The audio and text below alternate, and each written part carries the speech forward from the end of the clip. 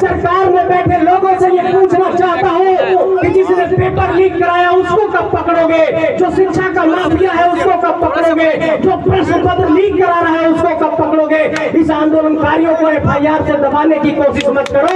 ये आंदोलन डुमरा पहाड़ से पारसनाथ पर तो सांसद विधायक बनने की बात कहता है। अरे सिर्फ सांसद बनाए और विधायक बनाने की बात नहीं करते हैं, हम लोग मुख्यमंत्री बनाने की बात कर रहे हैं। और 24 में ये सत्ता परिवर्तन का रास्ता हम लोग झारखंड के नौजवान बदल करके दिखाएंगे। इस बात का आप सम्मान करिए कि ठीक है हम लोग नौजवान लोग हैं, बहुत मंझे हुए राजनीतिक खिलाड़ी नहीं है, लेकिन इतना तो मानना पड़ेगा कि बड़े बड़े राजनीतिक सुरमाओं को नौजवानों ने पानी पिला दिया है। इस बात को आपको मानना पड़ेगा मेरे साथियों।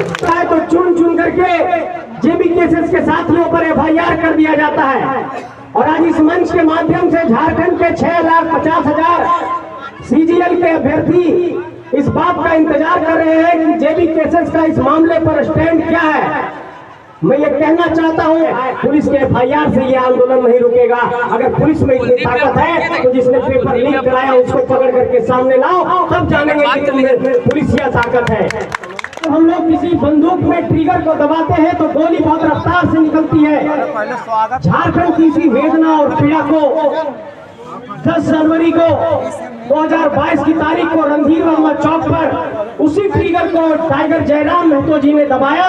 और झारखंडी जनमानस को सलाम पेश करता हूं कि इस चेतना को आप लोगों ने समझा और इससे जागृत किया कि नहीं वास्तव में ये बात जायज है। लेकिन मैं ये बात कहना चाहता हूँ कि ये पूरी लड़ाई स्थानीयता की लड़ाई, नियोजन की लड़ाई, पुनर्वास की लड़ाई, विस्थापन की लड़ाई, नेतृत्व की लड़ाई, ये तो चलती रहेगी। लेकिन जो सबसे पहला बिंदु जिस पर केंद्रित करना है वो केंद्रित इस बिंदु पर करना है कि क्या नेतृत्व का कौशल गांव गलियारे से निकल रहा है, क्या नेतृत्व का कौशल किसी किसान मजदूर के घर से निकल रहा है, क्या नेता हमारे गांव घर से निकल रहे हैं। मैं यहीं से उदाहरण शुरू करता हूँ। यहाँ के जो विधायक हैं इसलिए है कि किसी के कभी सेक्रेटरी हुआ करते थे। अभी बागेरों के जो विधायक है इसलिए विधायक है कि उनके पिताजी विधायक रहे। जो गिरिडीह के सांसद है इसलिए सांसद है कि अपने फैमिली की प्राइवेट लिमिटेड तरीके की कोई पार्टी चल रही है। आप तमाम इलाकों में गौर करिए कि झारखंड के अंदर जो विधायक और सांसद बन रहे हैं वो या तो वंशवाद की उपज है, या तो परिवारवाद की उपज है, या तो पूंजीवाद की उपज है। अब यहाँ पर आपको गांव से और खलिहान से अपना नेता निकालना होगा। ये लड़ाई इस बात की है मेरे साथियों। और जब तक इस बात पर नहीं सोचेंगे, पूरे साउथ इंडिया में देखिए, चाहे वो जयललिता की राजनीति हो, चाहे वो अन्ना द्रमुक की राजनीति हो, चाहे DMK की राजनीति हो, चाहे आप बिहार को ही देख लीजिए। बिहार में एक नारा दिया जाता है बिहार फर्स्ट, बिहारी फर्स्ट। तो जब हम ये बात कह रहे हैं कि झारखंड फर्स्ट, झारखंडी फर्स्ट, तो किसी के पेट में दर्द क्यों होता है, इस बात को आपको समझना होगा मेरे साथियों। किसी के पेट में दर्द इसलिए हो रहा है क्योंकि लोगों को लग रहा है कि ये आदिवासी, ये मूलवासी, ये झारखंड के खतियानी लोग, ये किसान मजदूर के बेटा बेटी लोग कहां से PhD कर रहा है, कैसे लॉ कर रहा है, कैसे इन लोग PG कर लिया, कैसे हक अधिकार की बात करने लग रहा है। और उसके पेट में अब चुलबुली होने लग रही है कि अरे इन लोग तो सांसद विधायक बनने की बात कहता है। अरे सिर्फ सांसद बनाए और विधायक बनाने की बात नहीं करते हैं, हम लोग मुख्यमंत्री बनाने की बात कर रहे हैं। और 24 में ये सत्ता परिवर्तन का रास्ता हम लोग झारखंड के नौजवान बदल करके दिखाएंगे।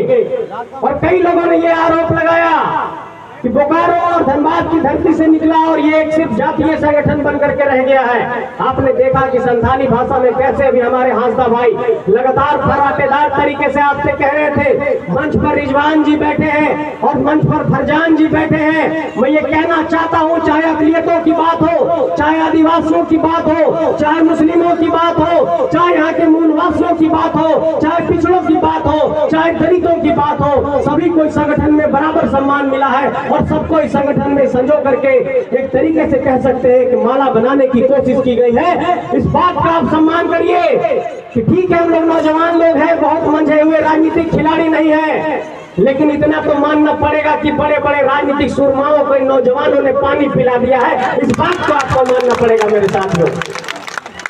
आज की तारीख में देखिए षड्यंत्र का क्या लेवल इन लोगों ने कर दिया है। आप लोग देखते हैं कि जब आंदोलन होता है तो चुन चुन करके जेबी केसेस के साथियों पर FIR कर दिया जाता है। और आज इस मंच के माध्यम से झारखंड के 6,50,000 CGL के अभ्यर्थी इस बात का इंतजार कर रहे हैं कि जेबी केसेस का इस मामले पर स्टैंड क्या है।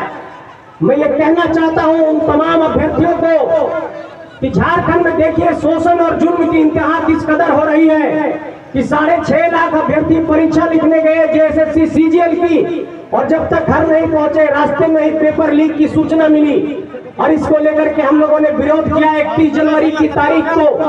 और उसके बाद जेबी केसेस के 15 साथियों पर एफआईआर किया गया है, हत्या के प्रयास का मुकदमा दर्ज किया गया है और सरकारी काम में बाधा का मुकदमा दर्ज किया है। और कल ही इस पर एक एसआईटी सरकार ने गठित की है कि उच्च स्तरीय जांच करो। अरे सरकार में बैठे लोगों से ये पूछना चाहता हूँ कि जिसने पेपर लीक कराया उसको कब पकड़ोगे, जो शिक्षा का माफिया है उसको कब पकड़ोगे, जो प्रश्न पत्र लीक करा रहा है उसको कब पकड़ोगे। इस आंदोलनकारियों को एफआईआर से दबाने की कोशिश मत करो।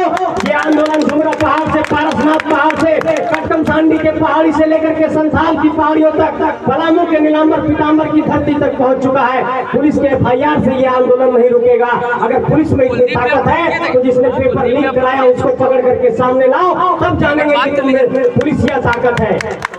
और इस पुलिसिया जुर्म के बुनियाद पर झारखंड के स्थानीयता की लड़ाई को, झारखंड के नियोजन की लड़ाई को, झारखंड के खतियानधारियों की लड़ाई को कमजोर करने की कोशिश की जा रही है। और ये बात लोगों के जहन में डाला जा रहा है कि केस मुकदमा करके नौजवान लोगों को फंसा देंगे और उनको कमजोर करने की कोशिश करेंगे। हम लोगों के संगठन में एक बहुत मतलब समझिए कि 20 साल में उसकी उम्र नहीं हुई, सानिया प्रवीण, वो अपने घर में थी और उसके ऊपर उस दिन आंदोलन में केस कर दिया गया। समय कम है लेकिन मैं बात को दमन कर रहा हूँ। देखिए ये लड़ाई झारखंड में 4 बिंदुओं की है, 5 बिंदुओं की है।